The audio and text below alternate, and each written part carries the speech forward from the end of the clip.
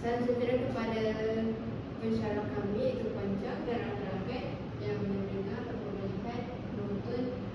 Hari ini kami akan membacakan tutorial 6A, iaitu peringkat-peringkat kemahiran mendengar dengan menerapkan 5 murid berkeperluan khas FEK. Dan saya akan serahkan kepada Saul dan Paulina untuk membacakan peringkat-peringkat.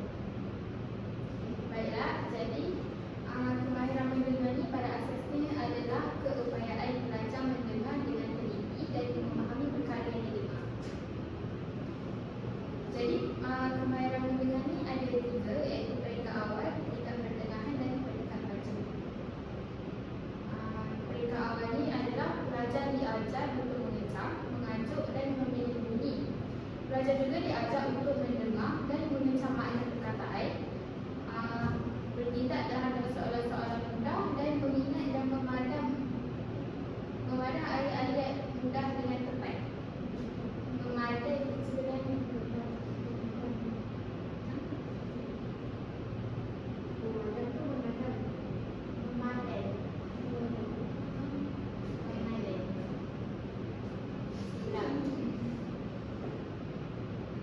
saya akan menyerahkan kepada Alsa untuk menerangkan tentang NDK.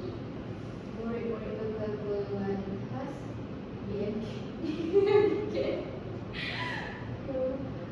Iaitu murid bermasalah pendengaran. Kita boleh gunakan alat bantu dengar dan bahan visual untuk menyokong pemahaman mereka supaya lebih memahami. Sebelumnya, murid bermasalah penglihatan boleh gunakan bahan audio dengan intonasi yang jelas dan berulang untuk membantu pemahaman mereka.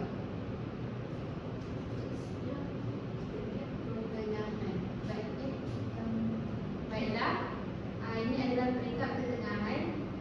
Jadi dalam peringkat pertengahan ini adalah murid mengecam dan mengingat fakta serta berjalan secara tepat dan terperinci. Seterusnya, murid dapat mengenal pasti maklumat khusus dan mengenal sebab dan akibat. Seterusnya, murid-murid dapat mengenal sikap dan perasaan orang yang bercakap.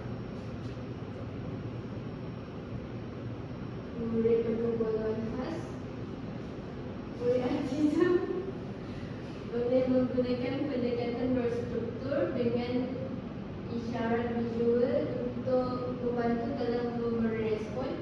Kedua, menggunakan rutin dan struktur yang konsisten untuk menggunakan aplikasi maklumat. Contoh aktivitinya, murid mendengar arahan untuk membuat origami dan melaksanakan langkah-langkah tersebut dengan bimbingan guru.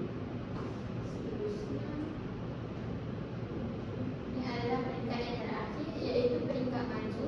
Dalam peringkat ini, murid-murid dapat mengenal isi-isi penting. Seterusnya, mengenal peranan dan struktur yang orang yang bercakap.